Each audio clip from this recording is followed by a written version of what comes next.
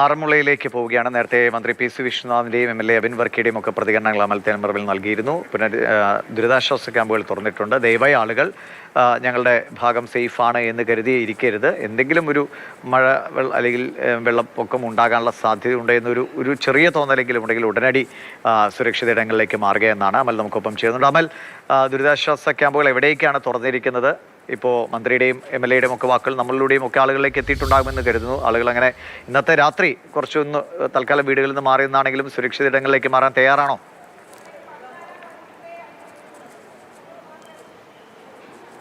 ദിവിഷ, ഞാനിപ്പോൾ ഉള്ളത് saint Mary's എന്ന് പറയുന്ന സ്കൂളിൽ ഒരുക്കിയിരിക്കുന്ന ക്യാമ്പിലാണ്. അവിടെ ഇപ്പോൾ മന്ത്രി അടക്കമുള്ള എം പി അടക്കമുള്ള ആളുകൾ ഇവിടെ എത്തി ആളുകളുമായി സംസാരിക്കുകയാണ്.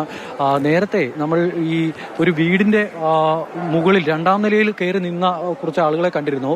അഭിന് അവിടെ നേരിട്ട് പോയി അവരോട് സംസാരിച്ചതാണ്, അവരോട് ഇറങ്ങണമെന്നും പറഞ്ഞതാണ്. പക്ഷേ അവരിതുവരെ മാറിയിട്ടില്ല എന്നുള്ളത് ഇപ്പോൾ ഇവിടെയുള്ള ആളുകൾ പറയുന്നു. ചേട്ടാ, നിങ്ങൾ ഇവിടെ ഇപ്പൊ എത്ര പേരുണ്ട്? ഇവിടെ എത്ര പേരുണ്ട്?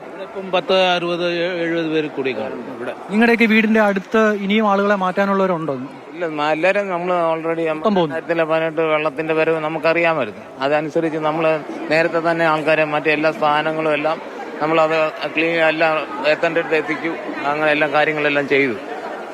അതായത് അവരുടെ ആ പ്രദേശത്തുണ്ടായിരുന്ന മുഴുവൻ ആളുകളും പോന്നു എന്നുള്ളതാണ് പറയുന്നത്. ഇപ്പോൾ ഇതുപോലെ പലയിടങ്ങളിൽ ക്യാമ്പുകൾ ക്രമീകരിച്ചിട്ടുണ്ട്. 5 ക്യാമ്പുകളാണ് ഈ ഒരു പ്രദേശത്ത് മാത്രം ക്രമീകരിച്ചിരിക്കുന്നത്. അവിടെയെല്ലാം ആളുകൾ എത്തുകയും ചെയ്തിരിക്കുന്നു. പറഞ്ഞ ആളുകൾ, ഭൂരിഭാഗം ആളുകളും ആ 2018 ഒരു ആശങ്കയിൽ ഈ മാറാൻ പറഞ്ഞപ്പോൾ മാറി. എങ്കിലും മാറാതെ നിന്ന് കുറച്ച് ആളുകളുണ്ട്. അവനും രാവിലെ പോയി ഒരു വീടിന് മുന്നിൽ പോയി അഭ്യർത്ഥിക്കുന്നത് കണ്ടു.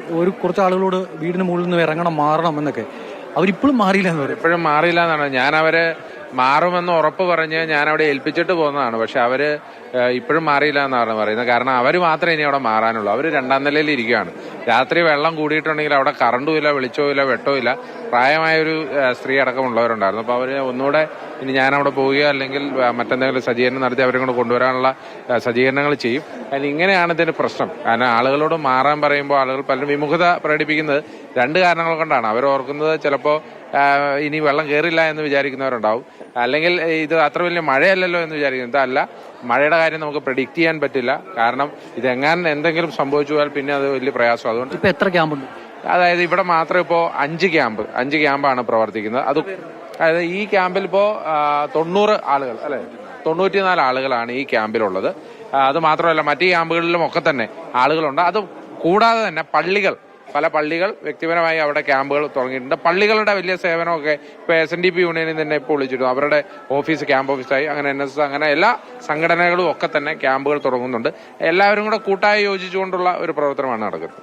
ഓക്കെ, അത് തന്നെയാണ് പറയുന്നത്. ഈ ക്യാമ്പിലുള്ള ആളുകൾ, വീട്ടിൽ നിന്നുള്ള ക്യാമ്പ് എന്ന് പറയുമ്പോൾ എല്ലാ കാലത്തും ദുരിതമാണ്. ഇവരെയൊക്കെ സംബന്ധിച്ച് ഇവരൊക്കെ എല്ലാ കാലത്തും ഈ പ്രശ്നം നേരിടേണ്ടി വരുന്നുണ്ട് എന്നുള്ളതാണ്. അവർ വീട്ടിൽ നിന്ന് ബാഗ് സാധനങ്ങളൊക്കെ എടുത്ത് ഇവിടെ വന്നിരിക്കുകയാണ്.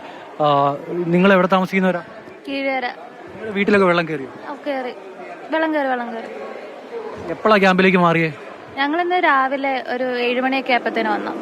കഴിഞ്ഞ തവണ വെള്ളം കയറിയപ്പോഴും ഇതുപോലെ മാറേണ്ടി വന്നിരുന്നോ? വന്നിരുന്നു. നിരന്തരമായി ഈ പ്രശ്നം അനുഭവിക്കുന്ന കുറച്ച് ആളുകളാണ്. അവരാണ് ക്യാമ്പിലേക്ക് മാറിയിരിക്കുന്നത്. ഇവിടെ ഇപ്പോൾ ഭക്ഷണം അടക്കമുള്ള ക്രമീകരണങ്ങളെല്ലാം ഏർപ്പെടുത്തിയിട്ടുണ്ട്.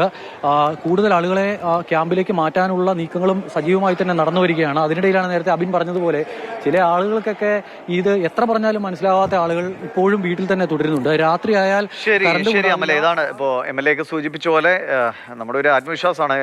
നമുക്ക് കുഴപ്പമുണ്ടാവില്ല എന്ന് പലരും അങ്ങനെ ഒരു ആത്മവിശ്വാസം കരുതിയാണ് പിന്നീട് വലിയ അപകടം ഉണ്ടാവുക. അതുകൊണ്ട് ഇന്നത്തെ ദിവസം ദയവായി ആ മേഖലയിലുള്ളവരൊക്കെ ദുരിതാശ്വാസ ക്യാമ്പുകളിലേക്ക് മാറുക.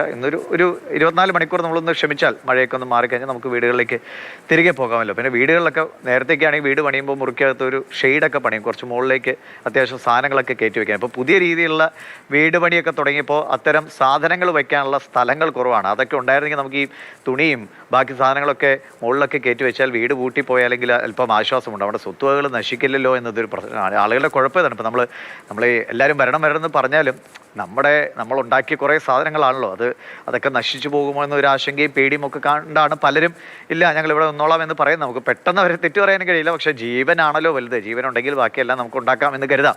അപ്പോൾ അതുകൊണ്ട് പരമാവധി സുരക്ഷിത ഇടങ്ങളിലേക്ക് മാറുക. ദയവായി സംവിധാനങ്ങളൊക്കെ അങ്ങനെ ദുരിതാശ്വാസ ക്യാമ്പുകളൊക്കെ തുറന്നിട്ടുണ്ടെങ്കിൽ അങ്ങോട്ടേക്ക് മാറി ഇന്നത്തെ ഒരു 10-24 മണിക്കൂർ നമ്മളൊന്ന് ക്ഷമിച്ചാൽ കാര്യങ്ങൾ ഓക്കെ ആവുമെന്ന് കരുതാം. മഴയാണെങ്കിൽ നമുക്കൊന്നും പറയാൻ കഴിയില്ലെങ്കിലും ശരി.